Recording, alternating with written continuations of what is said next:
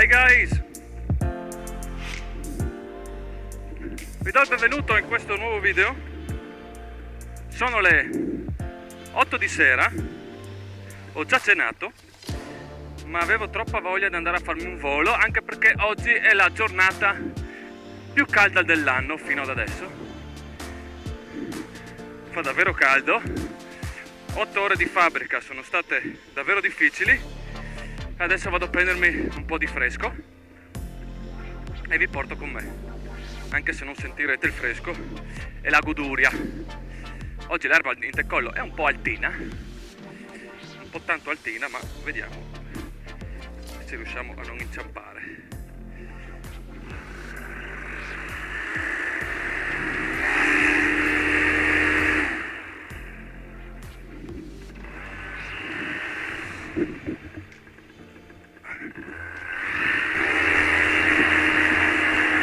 Buono!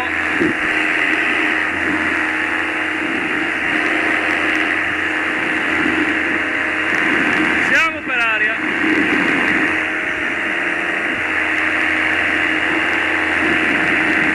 Ah, che bene!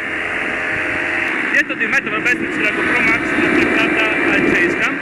È la prima volta che la provo, vediamo cosa succede. Bene o no?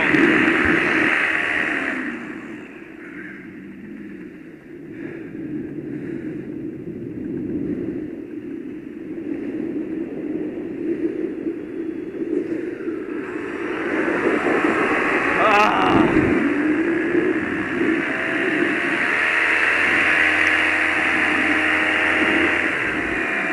Che bella frescura! Come avevo detto, sono le 8. Abbiamo ancora mezz'ora prima del tramonto, quindi 3/4 d'ora di volo più o meno. Dove andiamo? O andiamo verso Palmanova, o andiamo verso il Torre, o andiamo verso Cormons. Però a Cormons non ci arrivo mai più. Intanto apriamo i trim, così viaggiamo più veloci. Lo mettiamo sullo 0. Eccoci. Andiamo a vedere se a Nogaredo volano. Mentre vado verso Nogaredo, che c'è un campovolo di Delta Motore, vorrei rispondere a una domanda che mi avete fatto in tanti, più su Instagram che su YouTube. Mi chiedono in molti come si fa a volare il paramotore. Allora, partiamo dal fatto che il paramotore è considerato in Italia un VDS, cioè viene considerato volo da diporto sportivo.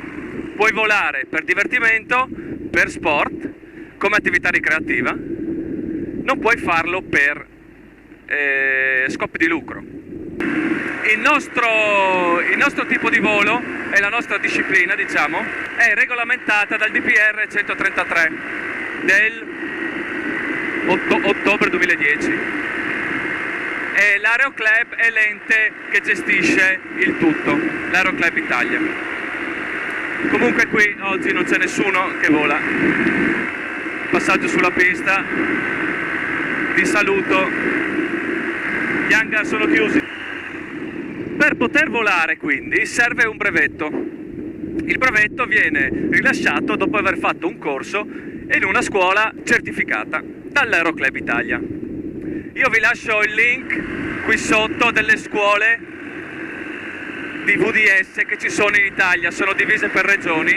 Non tutte queste scuole hanno all'interno il corso di paramotore.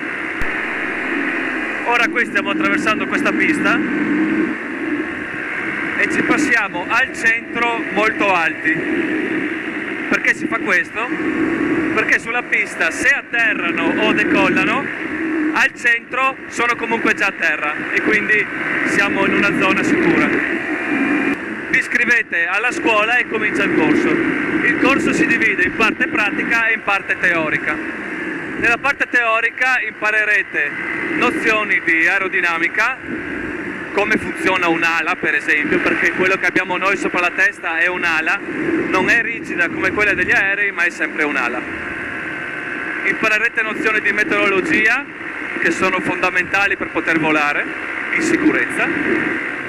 imparerete le regole dell'aria, cioè le leggi che regolamentano il volo, che sono altrettanto importanti per volare in sicurezza.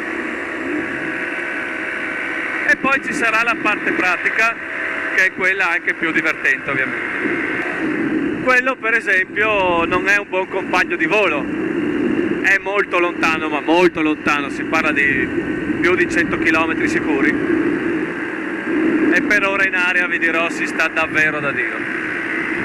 Comunque, fatta la parte teorica, c'è la parte pratica. Imparerete a gestire la vela a terra, quindi a fare i primi gonfiaggi, a cercare di tenerla sopra la testa. Fatto questo, indosserete il motore sulla schiena e sarete pronti per il primo volo. Per i primi voli sarete seguiti via radio da terra dal vostro istruttore, che vi darà le indicazioni di come muoversi in aria e vi insegnerà ad approcciare l'atterraggio e tutte queste cose, insomma.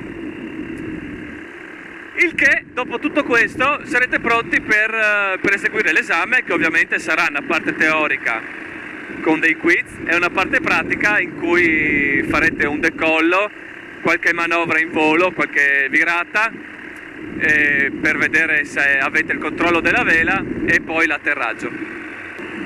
Una volta che avete conseguito il brevetto di volo, io consiglio sempre di non andare a volare da soli, perché ok, avete il brevetto, ma non è che sapete ancora volare e stare in aria.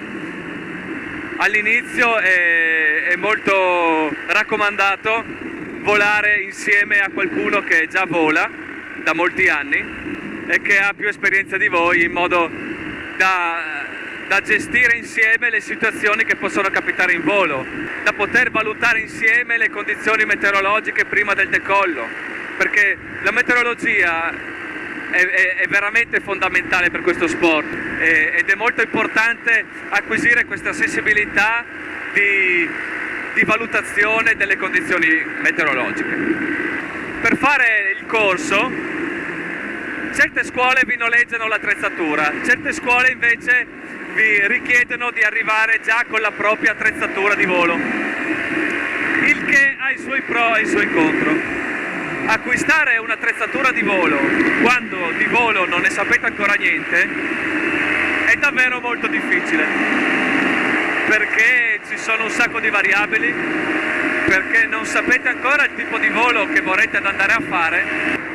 Quindi lì o avete un vostro caro amico che già vola, vi conosce, sa cosa volete fare, quindi può consigliarvi, oppure è preferibile andare in una scuola dove vi noleggiano l'attrezzatura, vi fanno volare e fare il brevetto con la loro attrezzatura, oppure anche la prima parte del corso, giusto da capire un po' cosa volete, e poi magari cominciate a cercare la vostra vela e il vostro motore. Farò un video in cui parlo dell'acquisto del paramotore della vela, e se volete vederlo iscrivetevi al canale, così sarete subito avvisati quando uscirà. Io credo di aver detto tutto riguardo a questo argomento. Se avete ancora qualche domanda scrivetemela nei commenti, e spero di non avervi spaventato. So che la strada è lunga, è anche difficile, bisogna mettersi un po' di impegno, però alla fine la vista che si ha ripaga di tutte le difficoltà. È uno sport che sa regalare veramente grosse emozioni. Adesso credo andrò ad atterrare,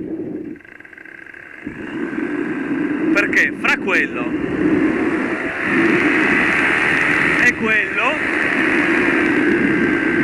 non lo so, ma c'ho un brutto presentimento. Vi saluto e arrivederci al prossimo video. Ciao!